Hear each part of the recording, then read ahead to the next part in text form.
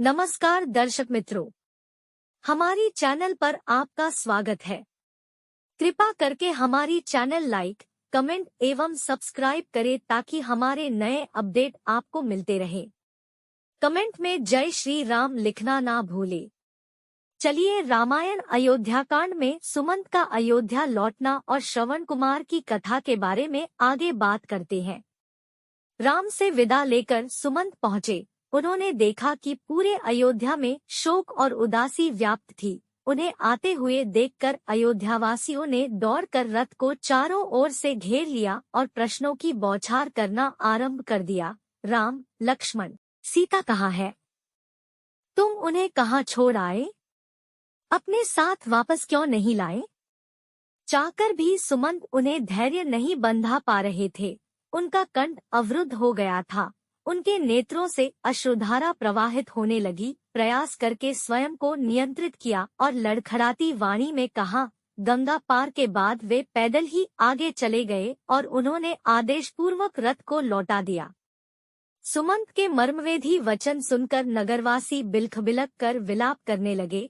देखते देखते सारा बाजार और सभी दुकानें बंद हो गई। लोगों ने छोटी छोटी टोलियां बना लिए और शोकाकुल होकर राम के विषय में चर्चा करने लगे। कोई कहता, राम के बिना अयोध्या सूनी हो गई है, हमें भी यह नगर छोड़कर अन्यत्र चले जाना चाहिए। कोई कहता, राम हमसे पिता की भांति स्नेह करते थे, उनके चले जाने से हम लोग अनाथ हो गए हैं। अन्य कोई कहता, यह राज्य अब उजड़ गया है, यहाँ रहने का अब कोई अर्थ नहीं है, चलो हम सब भी वन में चलें। कोई महाराज दशरथ की निंदा करता तो कोई रानी कैकेयी को दुर्वचन कहता।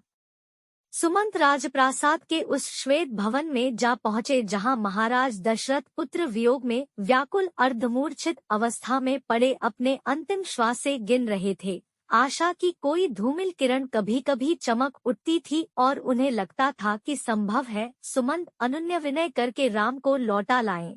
संभवतः राम न आए किंतु कदाचित सुमंत सीता को ही वापस ले आए। उसी समय सुमंत ने आकर महाराज के चरण स्पर्श किया और विषादपूर्ण स्वर में राम को वन में छोड़ आने की सूचना दी। सुनते ही व्यथित महाराज मूर्छित हो गए। संपूर्ण महल में हाहाकार मच गया। महाराज को झकझोरते हुए कौसल्या ने कहा, हे आर्यपुत्र, आप चुप कैसे हो गए? आप क्यों नहीं करते? अब तो कैकेयी से की हुई आपकी प्रतिज्ञा पूरी हो चुकी है, फिर आप दुखी क्यों हैं? महाराज की मूर्छा भंग होने पर वे राम, सीता और लक्ष्मण का स्मरण करके विलाप करने लगे। उन्हें धैर्य बंधाते हुए सुमंत ने हाथ जोड़कर कहा, कृपा निधान। राम ने आपको प्रणाम करके कहा है कि हम सब सकुशल हैं। माता कौसल्या के लिए संदेश दिया है कि वे महाराज की हृदय से सेवा करें और कैकेयी के प्रति हृदय में किसी प्रकार का कलुष न रखें। भरत को भी उन्होंने पिता की आज्ञा का पालन करने का आदेश दिया है। महाराज दशरथ ने गहरी सांस छोड़ते हुए कहा, सुमंत, होने को कौन टाल सकता है? इस आयु में मेरे प्रिय पुत्र मुझसे अलग हो गए। इस संसार में इससे बढ़कर भला क्या दुख होगा? कौसल्या कहने लगी, राम, लक्ष्मण और विशेषतः सीता, जो सदा सुखपूर्व महलों में रही है, कैसे वन के कष्टों को सहन कर पाएंगे? राजन, आपने ही उन्हें वनवास दिया है। आप जैसा निर्दयी और कोई नहीं होगा। यह सब आपने केवल कैकेयी और भरत के सुख के लिए किया है।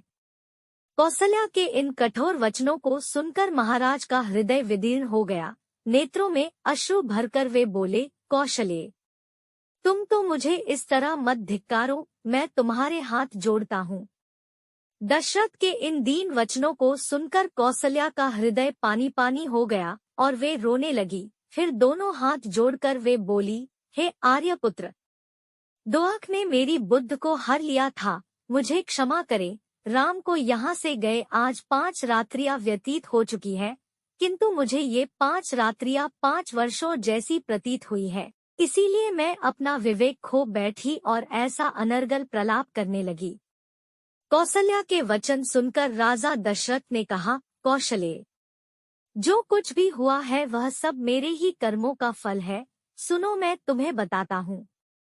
महाराज दशरथ ने कहा, कौशल्य, यह मेरे विवाह से पूर्व की घटना है। एक दिन संध्या के समय अकस्मात मैं धनुष बाण ले रथ पर सवार हो शिकार के लिए निकल पड़ा। जब मैं सरयू के तट के साथ साथ रथ में जा रहा था तो मुझे ऐसा शब्द सुनाई पड़ा मानो वन्य हाथी गरज रहा हो। उस हाथी को मारने के लिए मैंने तीक्ष्ण शब्दभेदी बाण छोड़ दिया। बाण के लक्ष्य पर लगते ही किसी जल में गिरते हुए मनुष्य के मुख से ये शब्द निकले, आ मैं मरा। मुझ निरपराध को किसने मारा? हे पिता, हे माता, अब मेरी मृत्यु के पश्चात तुम लोगों की भी मृत्यु जल के बिना प्यासे ही तड़पड़ कर हो जाएगी। न जाने किस पापी ने बाण मारकर मेरी और मेरे माता पिता की हत्या कर डाली। इससे मुझे ज्ञात हुआ कि हाथी की गरज सुनना मेरा भ्रम था। वास्तव में वह शब्द जल में डूबते हुए घड़े का था। उन वचनों को सुनकर मेरे हाथ कांपने लगे और मेरे हाथों से धनुष भूमि पर गिर पड़ा। दौड़ता हुआ मैं वहां पर पहुंचा जहां पर वह मनुष्य था। मैंने देखा कि एक वनवासी युवक रक्तरंजित पड़ा है और पास ही एक औंधा घड़ा जल में पड़ा है। मुझे देखकर क्रुद्ध स्वर में वह बोला, राजन, मेरा क्या अपराध था जिसके लिए आपने मेरा वध करके मुझे दंड दिया है? क्या यही मेरा अपराध यही है कि मैं अपने प्यासे वृद्ध माता पिता के लिए जल लेने आया था? यदि आपके हृदय में किंचित मात्र भी दया है तो मेरे प्यासे माता पिता को जल पिला दो जो निकट ही मेरी प्रतीक्षा कर रहे हैं। किंतु पहले इस बाण को मेरे कलेजे से निकालो जिसकी पीड़ा से मैं तड़प रहा हूँ। यद्यपि मैं वनवासी हूँ किंतु फिर भी ब्राह्मण नहीं हूँ। मेरे पिता वैश्य और मेरी माता शूद्र है, इसलिए मेरी मृत्यु से तुम्हें ब्रह्महत्या का पाप नहीं लगेगा। मेरे द्वारा उसके हृदय से बाण खींचते ही उसने प्राण त्याग दिए। अपने इस कृत्य से मेरा हृदय पश्चाताप से भर उठा। घड़े में जल भरकर मैं उसके माता पिता के पास पहुंचा। मैंने देखा वे दोनों अत्यंत दुर्बल और नेत्रहीन थे। उनकी दशा देखकर मेरा हृदय और भी विदीर्ण हो गया। मेरी आहट पाते ही वे बोले, बेटा श्रवण, इतनी देर कहाँ लगाई?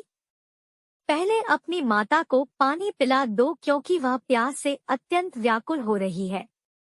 श्रवण के पिता के वचनों को सुनकर मैंने डरते डरते कहा, है मुने, मैं अयोध्या का राजा दशरथ हूँ। मैंने अंधकार के कारण हाथी के भ्रम में तुम्हारे निरपराध पुत्र की हत्या कर दी है। अज्ञानवश किए गए अपने इस अपराध से मैं अत्यंत व्यथित हूँ। आप मुझे दंड दीजिए। पुत्र की मृत्यु का समाचार सुनकर दोनों विलाप करते हुए कहने लगे, मन तो करता है कि मैं अभी शाप देकर तुम्हें भस्म कर दूं और तुम्हारे सिर के साथ टुकड़े कर दूं, किंतु तुमने स्वयं आकर अपना अपराध स्वीकार किया है। आठ मैं ऐसा नहीं करूंगा।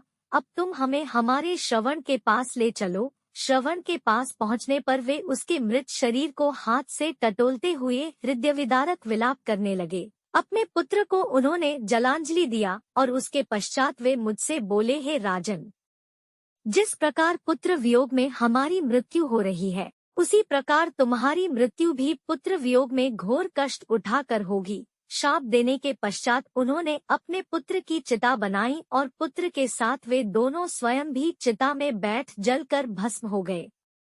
कौशले, मेरे उस पाप कर्म का दंड आज मुझे प्राप्त हो रहा है।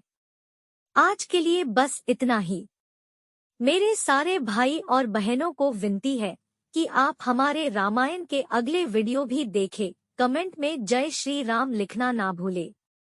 कृपा करके अपना ख्याल रखें। मिलते हैं अगले वीडियो में। धन्यवाद।